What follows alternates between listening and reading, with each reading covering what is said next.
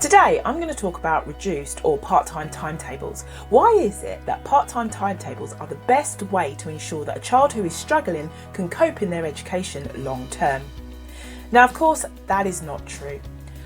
A reduced education provision is not a long-term solution, though in situations, for example, where a child initially finds the classroom environment intimidating, considerations to reduce the number of hours spent in the classroom in order to support them to build their confidence back up to full-time attendance may be an appropriate suggestion for that moment in time.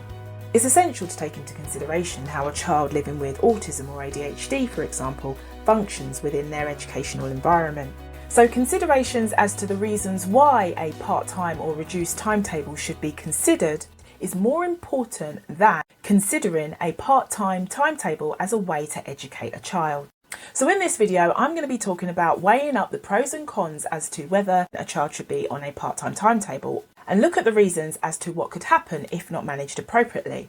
I will share examples and also discuss why is it so important for us as parents to advocate for our children to ensure that the reduced timetable is handled appropriately. My name is Brenda and I'm a parent mentor and a fellow parent, and I've advocated for my son who has a diagnosis of autism and ADHD whilst he's been in mainstream school.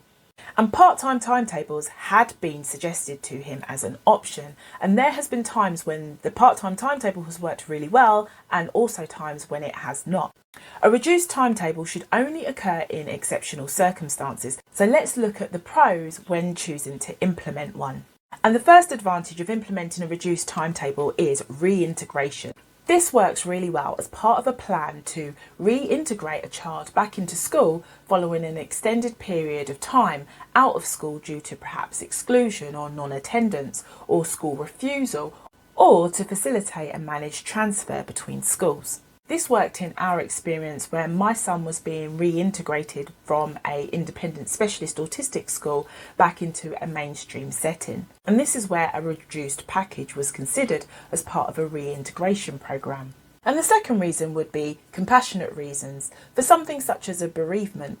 This is done temporarily and also is done in a way that it monitors and addresses the social and emotional needs of the young person at the time.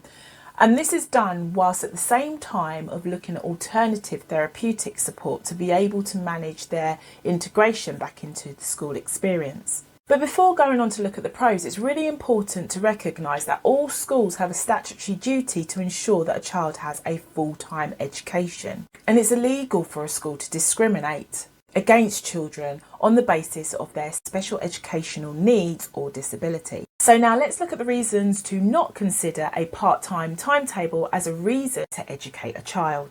And the first reason to not consider a part-time timetable is that if you're told that your child is not able to cope. So in my experience, despite my son being in receipt of a diagnosis as well as having access to an EHCP, being told that the school were unable to meet his needs because they felt that he could not cope was a reason given as to why they felt that he should be put on a reduced timetable. It felt like he was being set up to fail and at the same time missing out on an education because there was no intention to support him.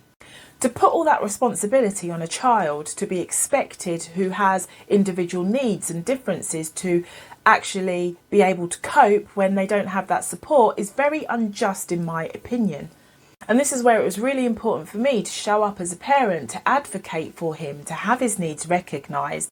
And the second reason for not considering a part-time timetable is that exclusion is on the horizon. If there is an unfortunate case of a preempt exclusion, for example, there's been several exclusions at lunchtime or after school exclusions for non-disciplinary reasons, this could be used as a reason to implement a part-time timetable. Some schools and local authorities may argue that a reduced timetable may also be used as a method of managing pupils at risk of exclusion as an intervention. And once again, this is where it was really important for me to step in as a parent and advocate for my son to secure his place in school. A third reason for perhaps not considering a part-time timetable would be where external outcome has been dictated. Suggesting that a part-time timetable would be the best decision for a child whose individual needs have not been met as a reason to accommodate a lack of resources, for example, will put a child at a disadvantage. This could be because of staff shortages. So in my experience, I was told that this one teaching assistant was off sick, and my son would not be able to stay in school for long periods of time because this teaching assistant was the only teaching assistant that really understood him, and the only option provided would be for my son to have a reduced timetable to accommodate these lack of resources. And this seemed to be a pattern. It wasn't just one-off. Unfortunately, I'm aware how suggestions to put a child on a reduced timetable have gone on for longer than anticipated, and that these situations have resulted in a young person actually being excluded from school or not engaging in school for long periods of time. And these situations have led to further challenging situations in the long term for a young person's well-being and academic prospects. This is unfortunate because the principal purpose of suggesting a part-time timetable is to eventually support them to successfully reintegrate back into school, where they can experience a full-time school attendance, reintegration and inclusion. This is why I felt it's really important to highlight the pros and cons of considering whether a part-time timetable would be the best option to support a child in that moment in time, and to also recognise what the consequences are if it's not handled or managed properly. Therefore, being in a position where you're empowered and you are able to take on those difficult conversations so that you can get those best outcomes for your child is extremely essential. So if you've liked this video, why not look at some of my other videos about dealing with special educational needs whilst in school. But for now, keep doing what you're doing, stay focused, stay empowered and keep creating progress. Thank you for listening.